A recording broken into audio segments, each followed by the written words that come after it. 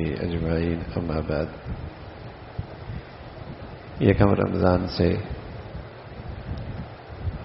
27 رمضان تک ماشاءاللہ ہماری ایک موضوع پہ نشستیں رہی ہیں،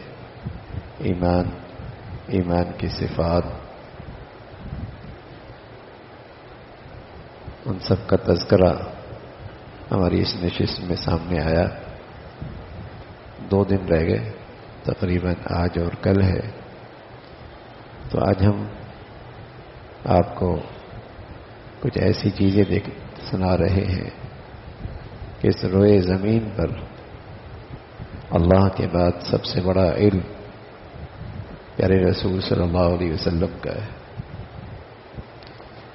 اور پھر اللہ نے آپ کو اپنی خوبیاں عطا فرمائی ہیں کہ آپ نے امت کے لیے شفقت، خیرخواہی، محبت، اللہ کے بعد سب سے زیادہ اس امت سے جو محبت اور خیرخواہی ہے وہ پیارے نبی کو ہے۔ تو آدمی چاہتا ہے کہ ایسے آدمی سے آدمی نصیحت سنے جو اس کا خیرخواہ بھی ہو اور صاحب علم بھی ہو، دور اندیش بھی ہو، روشن خیال بھی ہو، صاحب عقل بھی ہو اور میرا خیرخواہ بھی ہو۔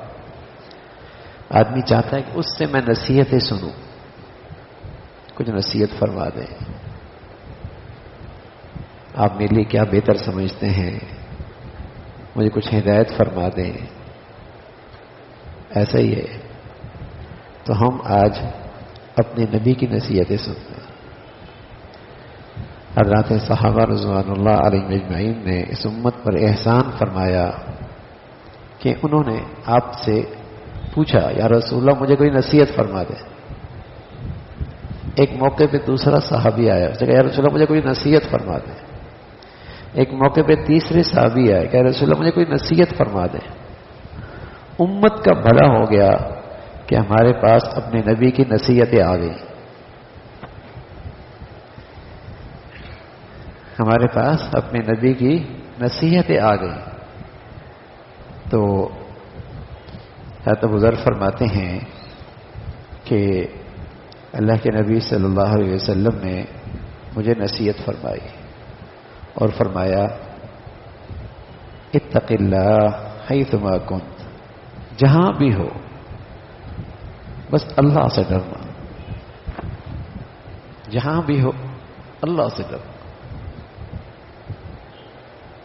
خلوت میں ہو، تنہائیوں میں ہو، لوگوں میں ہو، اور جس حال میں ہو، خوشحالی میں ہو، تنگ دستی میں ہو، صحت میں ہو، بیماری میں ہو، جہاں بھی ہو بس خیال کرنا اللہ ہے۔ ایک یہ نصیحت فرمائی۔ دوسری بات فرمائی وَاتَّبِعِ السَّيِّئَةَ الْحَسَنَةَ تَمْحُوهَا، برائی تو ہو جائے گی، غلطی تو تم سے ہو جائے گی، لیکن اس کے بعد فوراً نیکی کر لینا تاکہ وہ نیکی اس برائی کے اثرات کو مٹا دے۔ یہ نصیحت فرمائی۔ ایک تو اللہ سے ڈرنا، دوسرا جب بھی غلطی ہو، گناہ ہو تو فوراً نیکی کر لینا۔ تیسری بات فرمائی وَخَالِقِ النَّاسَ بِخُلُقٍ حَسَنٍ، لوگوں کے ساتھ اچھے اخلاق سے پیش آنا۔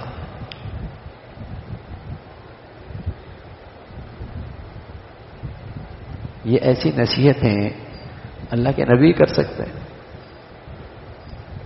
میرے نبی کر سکتے ہیں۔ ابو ایوب انصاری فرمانے لگے، ایک شخص آئے کہنے لگے یا رسول اللہ اذنی واوجز، مجھے نصیحت فرمائیں لیکن تھوڑی سی ہوں اور مختصر بھی ہوں، یاد بھی رہ سکیں، عمل بھی کر سکوں۔ اذنی واوجز، نصیحت کریں۔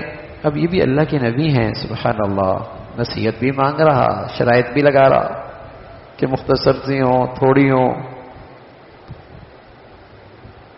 کچھ نہیں فرمایا، محبت فرمائی، قریب کیا، نصیحت فرمائی، فرمایا سنو پھر اذا قمت فی صلاتک فصلی صلاۃ مودع، نماز یوں پڑھو چاہے شاید تمہاری زندگی کی یہ آخری نماز ہو، اگر آپ سے کہہ دیا جائے کہ بس تمہاری زندگی کی آخری نماز ہے، پڑھو ذرا بڑھیا، کیسے پڑھو؟ یہ اللہ کے نبی نصیحت کر رہا ہے کہ نماز کیسی ہونی چاہیے. اذا قمت فی صلاتک فصلی صلاۃ مودع، ایسی بڑی نماز. بلکہ میں تو یوں کہوں گا کہ نماز تو ہر 2 گھنٹے کے بعد آتی ہے، اور آج کا اور کل کا دن بتائیے زندگی میں 11-12 مہینے کے بعد آتا ہے، 11 مہینے بعد آتا ہے، 12 مہینے بعد یہ رات دن آتی ہے جو ہمیں آج اللہ نے دے رکھی اور کل دیں گے. تو میرے عزیزوں بتاؤ آج کا اور کل کا دن کیسے گزارنا چاہیے؟ پتہ نہیں زندگی میں پھر ملے نہ ملے. رمضان کا مہینہ، اور پھر عشرہ، اور پھر طاق رات، اور پھر صحت میں، اور پھر ایمان میں، اور پھر اللہ کے گھر میں. کس کو ملتا ہے یہ؟ تو اللہ کے نبی فرمانا کہ نماز یوں پڑھو جو ہر 2 گھنٹے کے بعد ہوتی ہے کہ شاید اگلی نماز نہ ملے. تو ہمیں یہ زندگی کے یہ لمحات جو اللہ نے آج دے رکھے ہیں، جو قسمت سے، نصیب سے، ایمان اور صحت کی حالت میں ہمیں مل گئے، جس کے لیے ہمارے نبی مہینوں پہلے دعائیں کیا کرتے تھے، وہ ہمیں قسمت سے، نصیب سے، ایمان صحت کی حالت میں مل گئے. اب بتائیے یہ ایک رات دن ہمیں کیسے گزارنا چاہیے؟ اللہ ہمیں قدردانی نصیب فرمائے. اللہ تعالی ہمیں ان کی قدر و قیمت کا احساس نصیب فرمائے.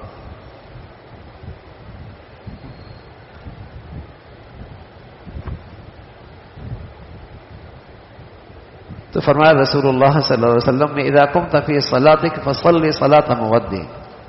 ایک یہ نصیحت فرمائے. دوسری ولا تکلم بکلام تعذر منه غدا، ایسی بات زبان سے نہ نکالا ہو کہ کل تمہیں معذرت کرنی پڑے، شرمندگی ہو، افسوس ہو. تولو پھر بولو، سوچو پھر بولو. اس لیے کہ زبان کا ایک بول بس اوقات آپ کی مہینوں کی اور سالوں کی محنت ضائع کر دیتا ہے. نیکیاں کی، لیکن زبان کا ایک بول اتنا تلخ تھا، سامنے والے کا دل، کلیجہ کاٹ دیا، مہینوں کی محنت ضائع ہو.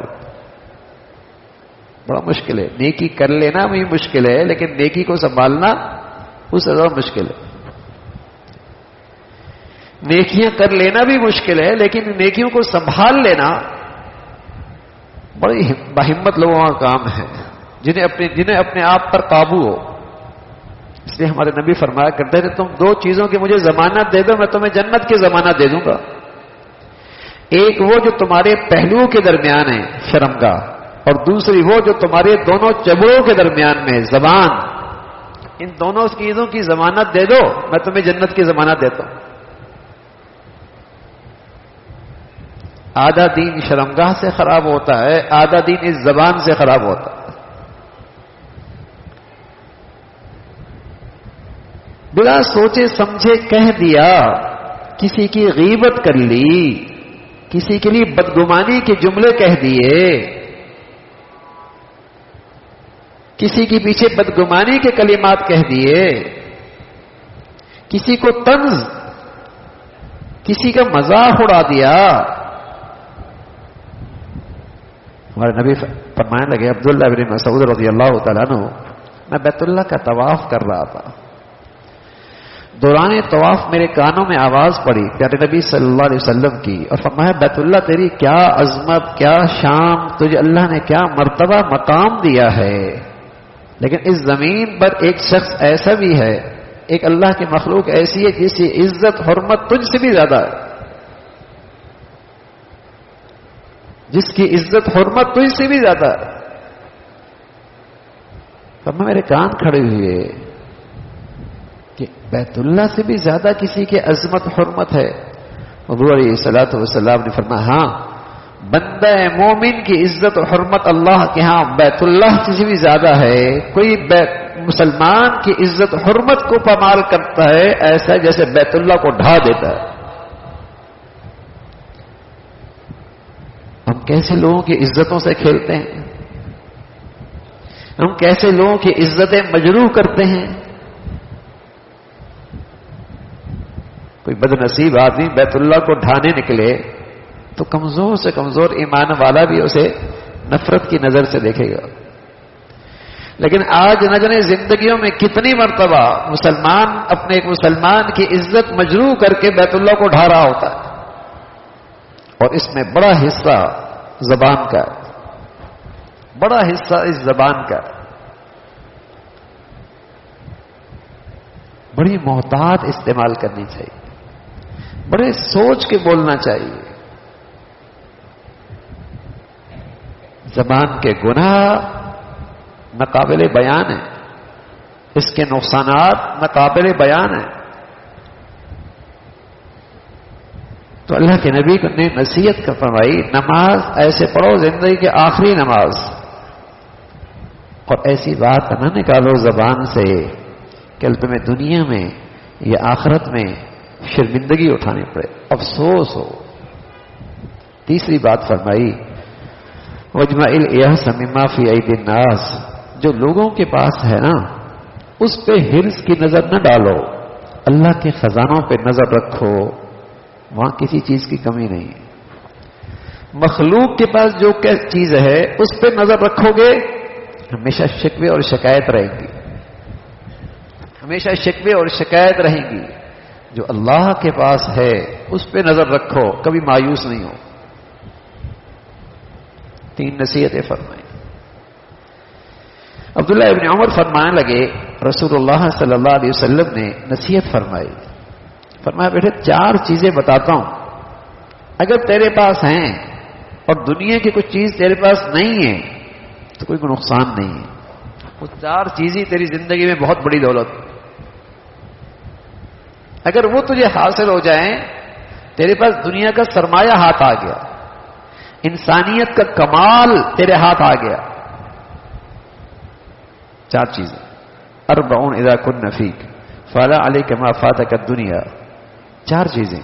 پہلی چیز حفظ امانہ، تو امانت دار ہو. دوسری چیز صدق و حدیث، بات کی سچائی. تیسری چیز حسن خلیقہ، اچھے اخلاق. چوتھی چیز وعفۃ فی طعمہ، حلال کھانا. سبحان اللہ. کوئی آدمی امانت دار، سچا، با اخلاق، لقمہ حلال پہ اکتفا کرنے والا ہو، یہ کمال انسانیت. کمال انسانیت کی اس میں کمال موجود ہے. فرمایا بیٹے اگر کچھ اور نہ بھی ملے نا کوئی گھاٹے کی بات نہیں. یہی انسان کا معراج ہے، انسانیت کا یہ معراج ہے.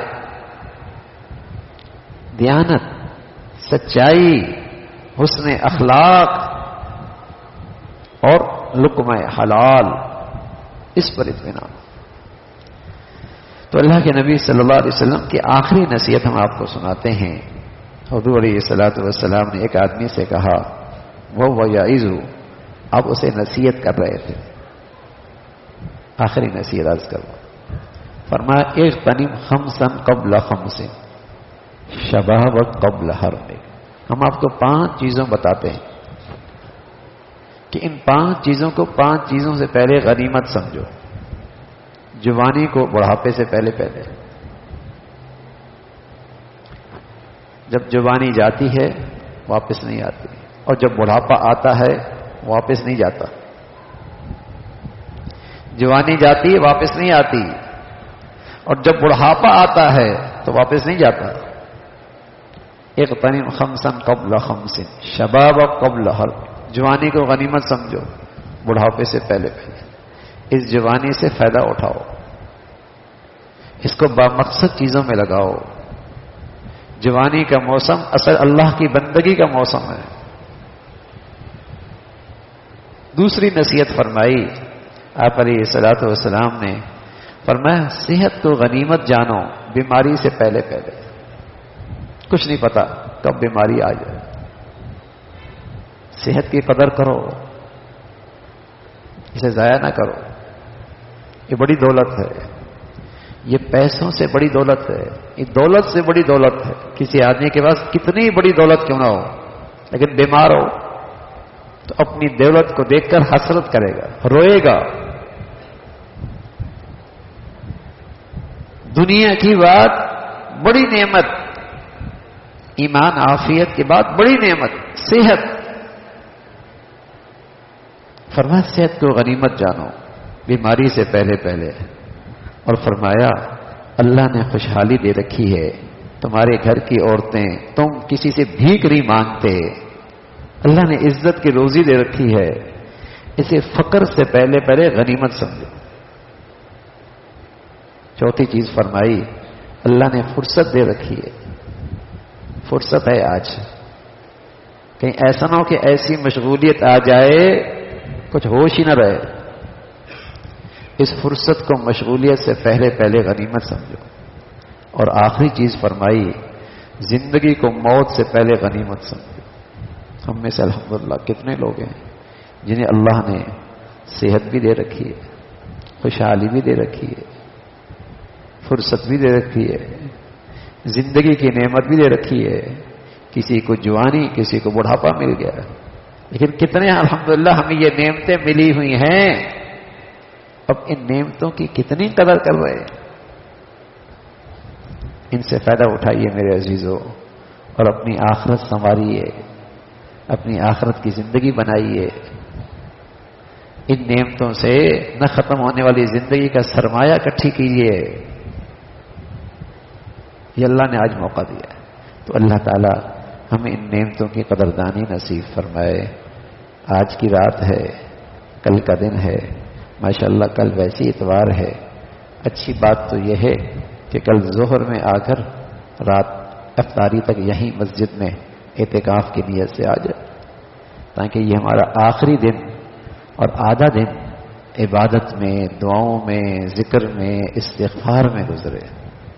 اگر ظہر میں نہیں آ سکتے، عصر کی نماز میں جب مسجد میں داخل ہوں تو اعتکاف کی نیت سے آئیں، اور مغرب تک اعتکاف کی نیت سے بیٹھ جائیں، کم از کم یہ آخری وقت یہ نیکیوں میں، عبادت میں، استغفار میں گزرے، اس لیے کہ خاتمہ کی بڑی اہمیت ہوتی ہے۔ ایک آدمی کی کمیاں زندگی میں ہو گئیں، لیکن مرتے ہوئے آخر میں کلمہ مل گیا، جنتی ہے۔ رمضان میں ہم سے کمیاں پیچھے ہو گئیں، لیکن رمضان کے یہ آخری گھڑیاں، آخری رات بہت بڑھیا، آخری دن بہت بڑھیا، تو خاتمے کا بڑا اعتبار ہے کہ یہ آخری وقت کیسے گزرا ہے۔ تو میرے عزیزو، یہ 24 گھنٹے بڑھیا انداز میں 30 گھنٹے بڑھیا انداز میں گزرنے چاہیے، نیکیاں بھی ہوں، دعائیں بھی ہوں، اللہ نے آئندہ جو رمضان کی زندگی اختیار کی ہے اللہ اس پہ استقامت بھی دے، جو کمیاں رہ گئیں اس پہ استغفار بھی ہو، تو ہم اسے کل قیمتی بنائیں، تو اللہ کی ذات سے امید ہے انشاءاللہ اس کی جو برکتیں رمضان کے اہل ایمان کے لیے ہوتی ہیں ہم اس سے محروم نہیں رہیں گے۔